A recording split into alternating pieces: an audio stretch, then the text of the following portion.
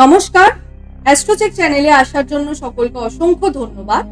আজ আমরা আলোচনা করব 2025 সালের মে মাস মেষ রাশির মানুষদের ক্ষেত্রে ঠিক কিরকম আসতে চলেছে, অর্থাৎ গ্রহগত অবস্থান ঠিক কি থাকছে, আর গ্রহগত অবস্থানের উপর ভিত্তি করে আপনাদের শরীর স্বাস্থ্য, আপনাদের শিক্ষা, আপনাদের প্রেম জীবন, বৈবাহিক জীবন, ভাগ্য এবং কেরিয়ার ঠিক কিরকম থাকবে, তার সাথে সাথে আপনাদের ব্যবসা ঠিক কিরকম থাকতে চলেছে, সেই সমস্ত কিছু সম্পর্কে কিন্তু আজ আমরা এই ভিডিওর মাধ্যমে তুলে ধরার চেষ্টা করব।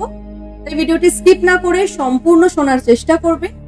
আজকের যে আলোচনা তা কিন্তু চন্দ্র রাশির উপর আধারিত এবং এটি একটি সার্বিকভাবে আলোচনা, অর্থাৎ আপনাদের নিজস্ব জন্মছকে এর সামান্য ভিন্নতা কিন্তু অবশ্যই পরিলক্ষিত হতে পারে। প্রথমেই মাত্র 1 মিনিটের মধ্যে আপনাদের একটু গ্রহগত অবস্থান সম্পর্কে জানিয়ে দেব। আপনাদের রাশির অধিপতি মঙ্গল পুরো মাসটি জুড়ে কিন্তু বিরাজমান থাকছে আপনাদের রাশি সাপেক্ষে 4th হাউসে। আপনাদের রাশির উপর থাকছে রবি মাসের প্রথম 14টি দিন, এবং পরবর্তীতে কিন্তু রবি ট্রানজিট করে যাচ্ছে আপনাদের 2nd হাউস। এই 2nd হাউসেই কিন্তু প্রথম 15টি দিন দেবগুরু বৃহস্পতি বিরাজমান থাকছে, এবং দেবগুরু বৃহস্পতি কিন্তু 15th মে তার রাশি পরিবর্তন করবে এবং আপনাদের রাশি সাপেক্ষে কিন্তু 3rd হাউসে চলে আসবে। কেতু থাকছে মাসের প্রথম 18টি দিন, অর্থাৎ 18th মে পর্যন্ত আপনাদের 6ষ্ঠ ঘরে, এবং 18th মে পরবর্তীতে কেতু গোচর করে যাবে আপনাদের 5ম ঘরে। আপনাদের দ্বাদশে থাকছে 4টি গ্রহ একত্রে, শনি, বুধ, শুক্র এবং রাহু। তবে রাহু কিন্তু 18th মে ট্রানজিট করে যাচ্ছে আপনাদের একাদশ ঘরে। এই থাকছে পুরো মে মাস জুড়ে মেষ রাশির মানুষদের সাপেক্ষে গ্রহগত অবস্থান। এবার এর উপর ভিত্তি করে কিন্তু সর্বপ্রথম আলোচনা করব আপনাদের শরীর স্বাস্থ্য। শরীর স্বাস্থ্যের ক্ষেত্রে বলবো আপনাদের রাশির অধিপতি মঙ্গল এই মাসে কিন্তু নিজ অবস্থায় থাকছে, আবার কেন্দ্রে বিরাজমান থাকছে, মানে বিশেষ কোনো সমস্যা কিন্তু শরীর স্বাস্থ্যে থাকছে না। তবে বুধ গ্রহ কিন্তু দ্বাদশে আপনাদের রাহু এবং শনির সঙ্গে একত্রে রয়েছে।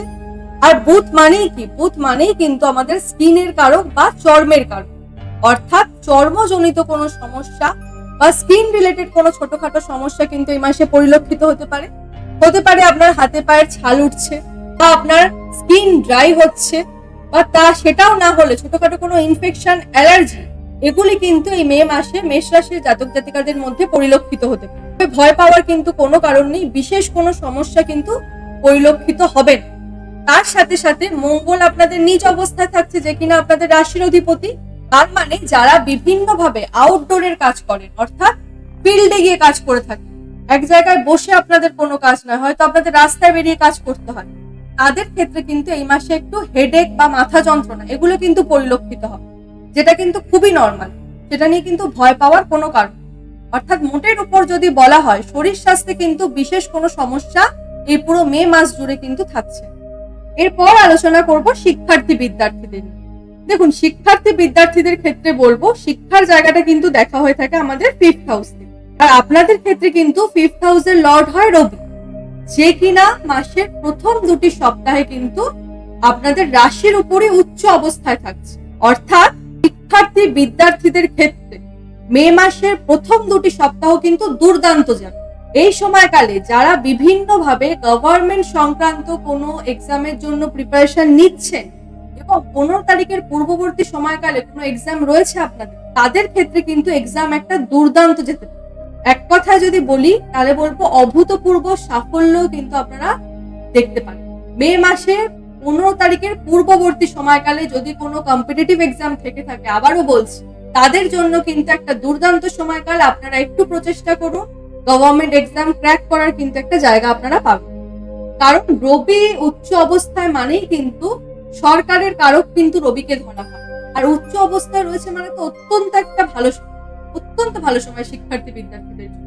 আবার 15th মে পরে কি হবে? রবি আপনাদের 2nd হাউসে গোচর করে যাবে, আর 2nd হাউস থেকে কি দেখা হয়? 2nd হাউস থেকে কিন্তু দেখা হয়ে থাকে আমাদের ধন ভাব, মানে যারা কোথাও কোনো রকম ভাবে নতুন করে কোনো পড়াশোনার কোনো জায়গাতে অ্যাডমিশন নিতে চাইছেন, বা নতুন করে কোনো কোর্স আপনি শিখতে চাইছিলেন, এতদিন ধরে আপনি ভাবছিলেন কিন্তু করে উঠতে পারেন, এবারে কিন্তু নতুন কোনো জায়গায় একটা অ্যাডমিশন নেওয়ার আপনাদের প্রবণতা বাড়বে, আপনারা নতুন করে কিছু শেখার প্রতি আগ্রহ বাড়বে, এবং 15 তারিখের যে পরবর্তী সময়কালে, সেই সময়কালে কিন্তু যারা এই ধরনের কোনো প্ল্যানিং করছেন শিক্ষার্থী বিদ্যার্থীরা, তারা কিন্তু সাকসেস হবে।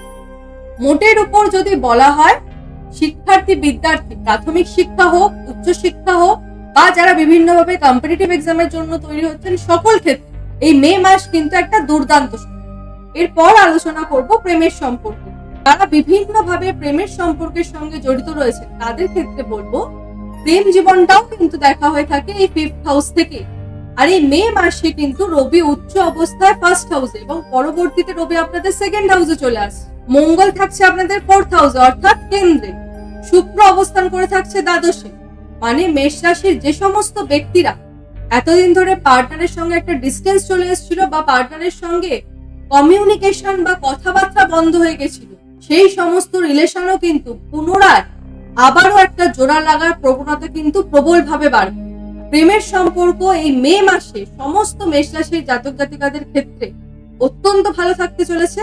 তবে রাশির উপর রবির অবস্থান প্রথম যে 15টি দিন আপনার নিজের মধ্যে কিন্তু কোথাও না কোথাও একটা রাগ, কোথাও না কোথাও একটা জেদ তা কিন্তু থাকবে। সেই জায়গায় কিন্তু আপনাদেরকে একটুখানি নিজেদেরকে সংযত হয়ে মাথা ঠান্ডা রেখে চলতে। এইটুকু যদি আপনারা করতে পারেন তাহলে বলবো যারা লাভ লাইফের সঙ্গে জড়িত রয়েছেন, প্রেমের সম্পর্কে জড়িত রয়েছেন, যারা এই মুহূর্তে এই ভিডিওটি শুনছেন, তাদের প্রত্যেকের ক্ষেত্রে কিন্তু এই দুটো জায়গা যদি আপনারা একটু কন্ট্রোল করতে পারেন নিজেদেরকে, তাহলে কিন্তু মে মাস আপনাদের জন্য অত্যন্ত একটা শুভ মাস বলবো। এরপর আলোচনা করব বৈবাহিক জীবন নিয়ে। যারা বিভিন্নভাবে বৈবাহিক সম্পর্কের সঙ্গে জড়িত রয়েছেন তাদের ক্ষেত্রে এই মে মাস কেমন যায়। দেখুন, বৈবাহিক সম্পর্কটা কিন্তু দেখা হয়ে থাকে আমাদের 7th হাউস থেকে। আর আপনাদের ক্ষেত্রে কিন্তু 7th হাউসের লর্ড হয় শুক্র, যে কিনা দ্বাদশে রাহুর সঙ্গে বিরাজমান রয়েছে। আবার মঙ্গল 4th হাউসে। মানে এই মে মাসে মেষ রাশির জাতক জাতিকারা নিজেদের লাইফ পার্টনারের সঙ্গে কোথাও ঘুরতে যেতে পারেন, আত্মীয় স্বজনের বাড়িতে কোনো একটা যাত্রা হতে পারে আপনাদের, বা দূর যাত্রা হওয়ার একটা সম্ভাবনা থাকবে। লাইফ পার্টনারের সঙ্গে কোনো স্পিরিচুয়াল ট্রাভেল হওয়ার সম্ভাবনাও কিন্তু প্রবলভাবে পরিলক্ষিত হচ্ছে। অর্থাৎ মোটের উপর যদি বলা হয় বৈবাহিক জীবন কিন্তু এই মে মাসে অত্যন্ত শুভ থাকছে। তবে শুক্রের সাথে রাহু কোথাও না কোথাও কিন্তু আপনার পার্টনার একটু মুডি প্রকৃতির হবে, কোথাও যেন একটা চট জলদি তার মাথা গরম হয়ে যাওয়ার একটা প্রবণতা থাকবে। এই স্বভাবটা কিন্তু পরিলক্ষিত হবে। তবে চিন্তার কিন্তু কোনো কারণ নেই, 70 থেকে 80% কিন্তু বৈবাহিক সম্পর্ক ভালোই থাকছে। তবে এই মাসে কিন্তু বৈবাহিক জীবনে যাত্রা কিন্তু নিশ্চিত রূপে। এরপর আলোচনা করব আপনাদের ভাগ্য নিয়ে। দেখুন, ভাগ্যের ক্ষেত্রটা কিন্তু দেখা হয়ে থাকে আমাদের 9th হাউস। আর আপনাদের ক্ষেত্রে কিন্তু এই 9th হাউসের লর্ড হয় দেবগুরু বৃহস্পতি, যে কিনা 15th মে আপনাদের 3rd হাউসে গোচর করে যাচ্ছে। আবার সপ্তম দৃষ্টি দিয়ে আপনাদের ভাগ্যস্থানকে দেখছে। অর্থাৎ মেষ রাশির ব্যক্তিরা যারা নিজেদের কোনো পুরনো আইডিয়ার উপর কাজ করতে চাইছিলেন তাদের জন্য কিন্তু একটা দুর্দান্ত সময়। আপনার পুরনো যে কোনো আইডিয়াকে কিন্তু এই সময়কালে আপনি সফল করতে পারেন। যে কোনো গুরুত্বপূর্ণ কর্ম যদি আপনাদের করার থাকে তাহলে বলবো 15th মের পরে যদি আপনারা করতে পারেন, সেক্ষেত্রে কিন্তু ভাগ্যের সহায়তা প্রবলভাবে থাকছে। এছাড়া 15ই মের পরবর্তীতে বলুন বা পুরো মে মাসটা জুড়েই কিন্তু যে কোনো শুভ কর্ম বা যে কোনো মাঙ্গলিক কর্ম কিন্তু আপনারা চাইলে করতেই পারেন, সেক্ষেত্রে কিন্তু কোনো সমস্যা নেই। আবার দেবগুরু বৃহস্পতির নবম দৃষ্টিও থাকছে আপনাদের 11th হাউসে।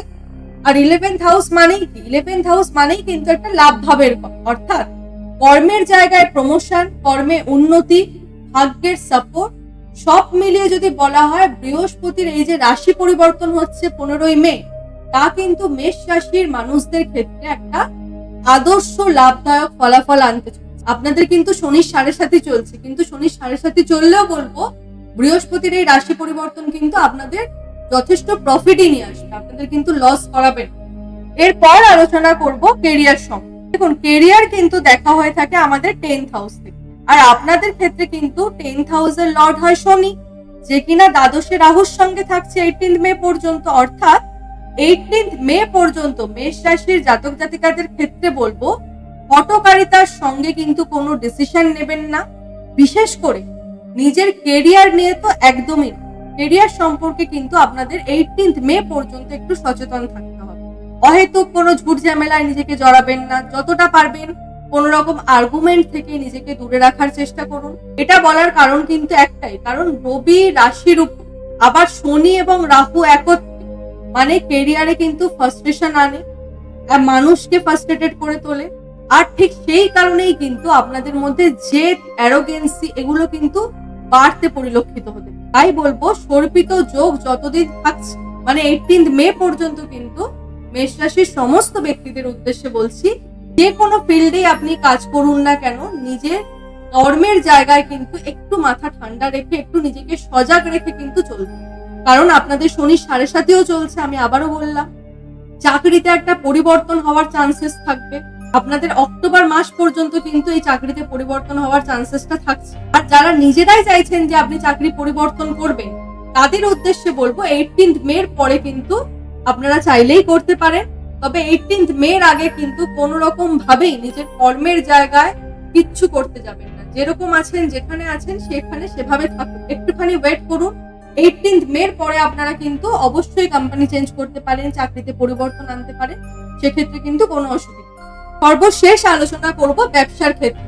দেখুন, ব্যবসার ক্ষেত্রে বলবো ব্যবসার জায়গায় কিন্তু এই মাস মধ্যবর্তী প্রকৃতির থাকতে চলেছে, কারণ বুধ গ্রহ কিন্তু খুব একটা বলবান অবস্থায় নেই। তবে ব্যবসায় কিছু বাড়তি খরচা আপনার এই মাসে থাকবে, এক্সপেন্স ব্যয়ভাব কিন্তু প্রবল থাকবে এই মাসে। নতুন কোনো কিছু আপনি ব্যবসায় অ্যাড অন করতে চাইবেন, এগুলি কিন্তু এই মাসে আপনাদের ব্যবসায় পরিলক্ষিত হতে পারে। তবে মেষ রাশির মানুষদের উদ্দেশ্যে আমি আবারও বলবো, ব্যবসায়ীদের ক্ষেত্রে হোক বা নর্মাল যারা চাকরিজীবী রয়েছেন তাদের সকলের ক্ষেত্রে বলবো, 18 তারিখের 18 মে আগে কোথাও কোনো রকম ভাবে ইনভেস্টমেন্ট করবেন না। সে আপনার বাড়িঘর তো বানানো হোক বা যে কোনো জায়গায় কোনো রকম ভাবে 18 মে আগে কিন্তু কোনো রকম ইনভেস্টমেন্ট করবেন। 18 মে পরে ইনভেস্টমেন্ট করুন। সেক্ষেত্রে কি হবে, আপনাদের সর্পিত যোগটা শেষ হয়ে যাচ্ছে, অর্থাৎ বাধা বিপত্তিটা কিন্তু আপনারা কম পাবেন, সাকসেসের হারটা কিন্তু বেশি। মোটের উপর কিন্তু মেষ রাশির সমস্ত জাতক জাতিকাদের ক্ষেত্রে এই মে মাস অত্যন্ত শুভ থাকছে, ভয় পাওয়ার কোনো কারণ নেই। আর আপনাদের সকলের উদ্দেশ্যে জানাবো, এখন থেকে কিন্তু রোজ সন্ধ্যে 8টায় আমাদের চ্যানেলে আপনারা নিয়মিতভাবে ভিডিও পাবেন, তাই সঙ্গে থাকবেন। সকলে সুস্থ থাকবেন, ভালো থাকবেন, সকলের মনস্কামনা পূর্ণ হোক এই আশা রাখছি। আর যদি অনুষ্ঠানটি ভালো লেগে থাকে তাহলে কিন্তু লাইক, শেয়ার এবং সাবস্ক্রাইব করতে একদম ভুলবেন না। ধন্যবাদ।